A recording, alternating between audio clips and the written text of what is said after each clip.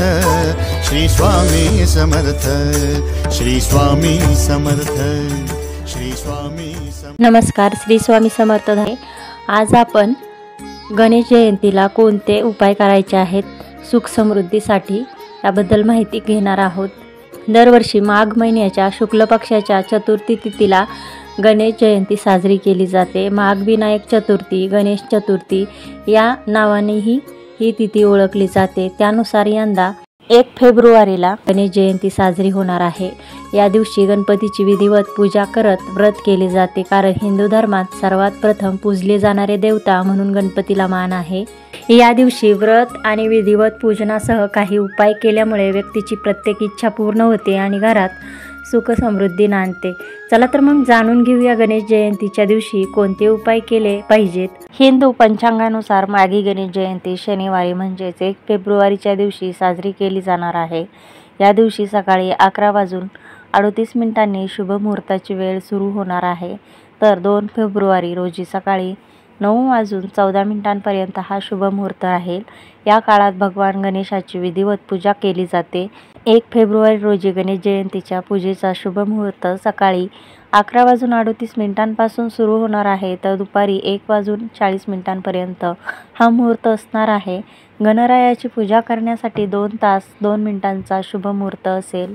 गणेश जयंतीला कोणते उपाय करायचे आहेत, तर पहिला उपाय आहे मोदक अर्पण करायचे आहेत। गणपतीला मोदक आणि लाडू प्रिय आहेत, त्यामुळे गणेश जयंतीला पूजा करताना गणपतीला मोदक लाडू सोबत दुर्वा अर्पण करा। या उपायाने तुमच्या जीवनातील सर्व विघ्न दूर होतील, यासह घरात सुख समृद्धी नांदेल। त्यानंतरचा उपाय आहे दान करायचा। गणेश जयंतीच्या दिवशी दानाला विशेष महत्त्व आहे, त्यामुळे या दिवशी एखाद्या गरीब किंवा गरजू व्यक्तीला अन्न, वस्त्र किंवा धान्य दान करा।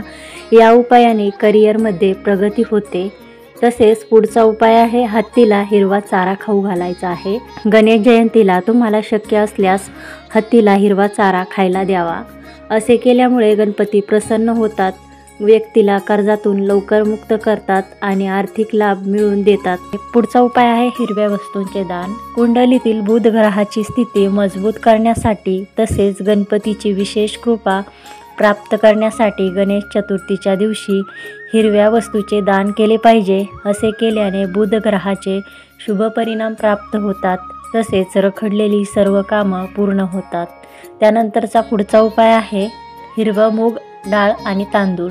जीवनात कायम श्री गणेशाचा आशीर्वाद लाभावा, तसेच प्रत्येक कामात यश मिळवण्यासाठी गणेश चतुर्थीच्या दिवशी हिरवे मूग किंवा हिरव्या मुगाची डाळ तांदळात मिसळून दान करा। याशिवाय भिजवलेली हिरवी मुगाची डाळ पक्ष्यांना खाऊ घालून गणपतीचा आशीर्वाद मिळवू शकतात। जर एखाद्या व्यक्तीच्या कुंडलीत बुध ग्रह कमजोर स्थितीत असेल किंवा बुध दोषापासून मुक्ती मिळवायची असेल, तर गणेश जयंतीच्या दिवशी गणेशाच्या मूर्तीला अभिषेक करून त्याची नियमित पूजा करावी। या उपायामुळे तुम्हाला फायदा होईल। काही लोकांच्या जीवनात दीर्घकाळ समस्या, अडचणी राहिल्या असतील आणि तुम्ही त्यामुळे त्रस्त झाला असाल, तर गणेश चतुर्थीच्या दिवशी स्नान करून गणेश मंदिरात जाऊन गणपतीला 11 किंवा 21 दुर्वांच्या तितक्याच पेंड्या अर्पण करा। या उपायाने तुम्हाला समस्यांपासून मुक्ती मिळेल आणि कामाच्या ठिकाणी नवीन संधी मिळेल। त्यानंतरचा हळदीचा उपाय आहे गणपतीला हळद अर्पण करता येते। असे मानले जाते की गणपतीला हळद अर्पण केल्यामुळे ते खूप प्रसन्न होतात आणि भक्ताला सुख समृद्धीचा आशीर्वाद मिळतो। तर गणेश जयंतीच्या दिवशी आपल्याला हे उपाय करायचे आहेत। ही माहिती आणि व्हिडिओ आवडला असेल तर लाईक, शेअर, सबस्क्राईब करायला विसरू नका आणि चॅनलवर जर नवीन असाल तर सबस्क्राईब करा। धन्यवाद। श्री स्वामी समर्थ।